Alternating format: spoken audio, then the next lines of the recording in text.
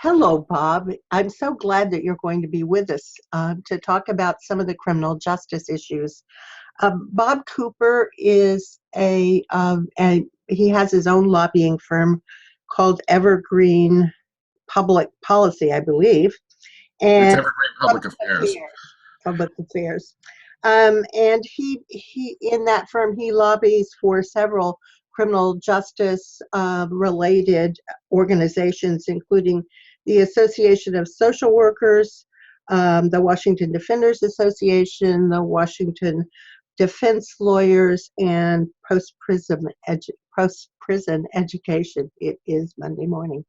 Thank you so much, Bob, for being with us. You're welcome.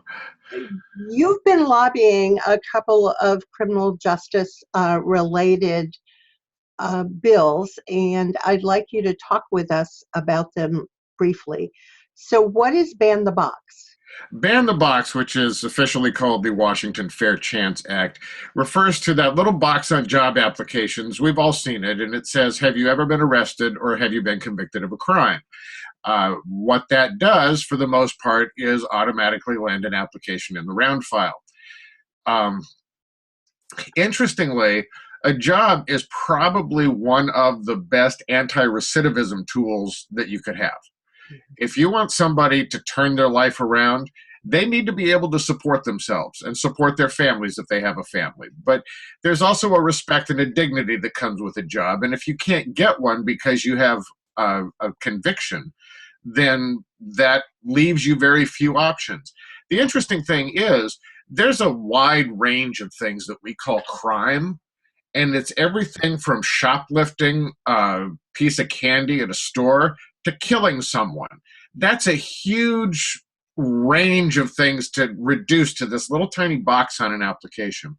So you have nationally, the left and the right have kind of united around this issue. Rand Paul, a noted libertarian, is on board. The Koch brothers are in favor. And in fact, Koch Industries has eliminated the box from their applications. Walmart's taken it off. Target's taken it off their application. Home Depot's taken it off their application. There's almost 36 states that have some form of a ban on using that, whether just in public employment or in public and private employment. And the time, I think, is really right to give people a chance to get past that initial barrier. The bill doesn't say you can never consider this. The bill says you can't consider it up front.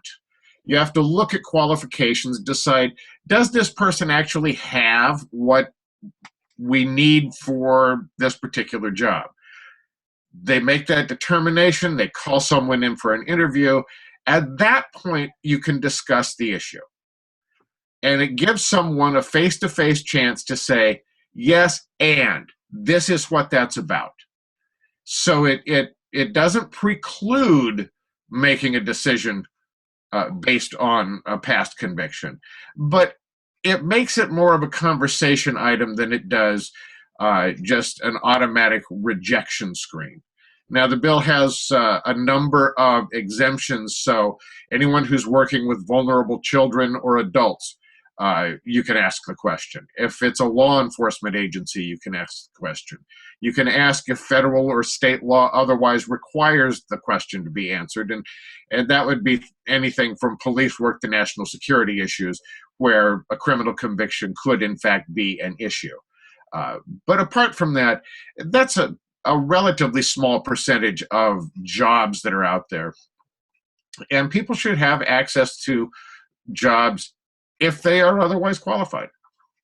Thank you. And why do you think this particular bill is ripe to pass? Is its time come? Because it isn't a new bill, right? This isn't a new bill. It was up last session, had a hearing in both the House and the Senate. It advanced out of the House Labor Committee. It did not come out of the Senate Commerce and Labor Committee. But there's interest. The votes in the House Labor Committee were bipartisan.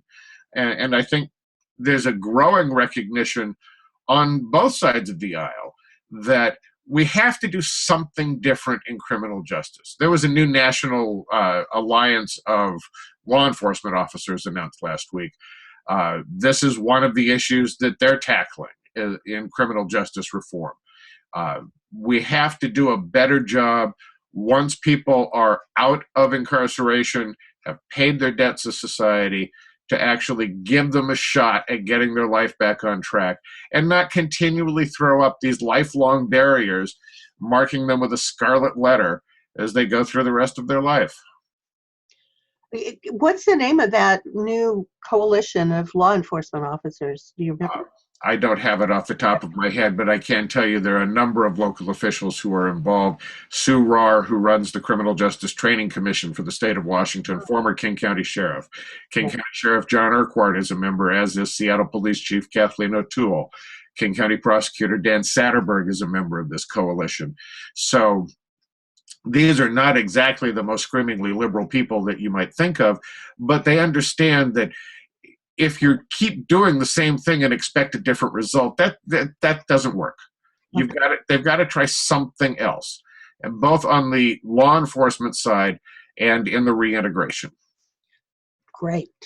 So here's another bill that was in the House, that was in both the House and Senate last session, that came very close to passing, and that is related to what happens after you get out of prison, as well as what happens to people who are routinely picked up, and that's the LFOs. Could you tell us about that? Legal financial obligations. It's all of those fines and fees that get larded on someone after they've been convicted, either of a misdemeanor or of a felony. And there are certain fees that are mandatory. There are other fees that are discretionary under state law. And routinely in some jurisdictions, judges will pile on all of the discretionary fees without actually considering someone's ability to pay. And so the bill talks about considering the ability to pay. There is a legal definition of when someone is indigent, and using that definition to determine whether or not they have an ability to pay. Those fines and fees that add up with a compound interest rate of 12%, they become huge. And there's quickly reached a point where if I can't see my way to the end, my psychological reaction is, I'm done. I'm not doing it anymore. There is no point to keep paying because I'm never going to get there.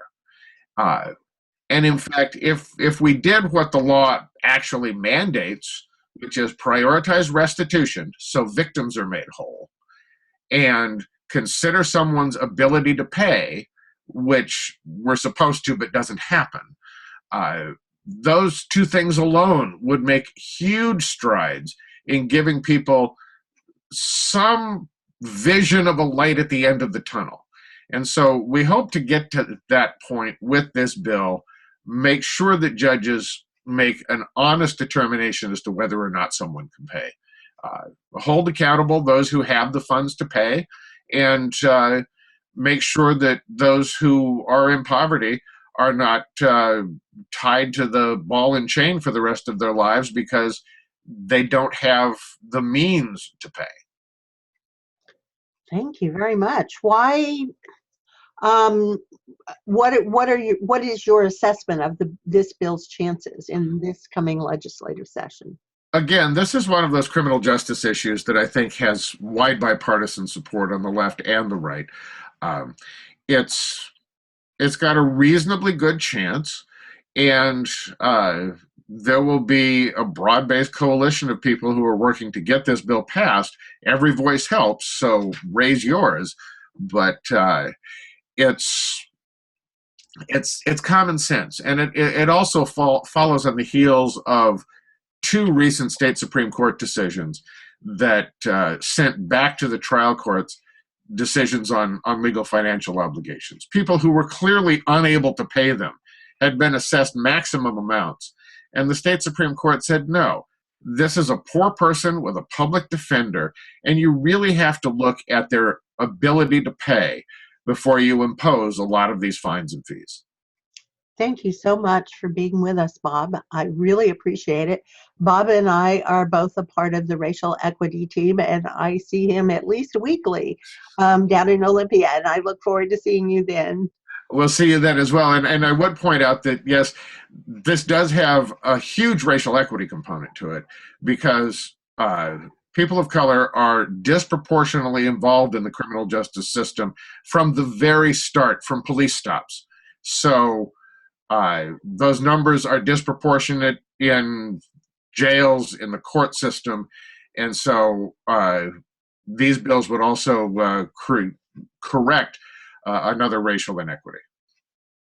Thank you, Bob. We appreciate it.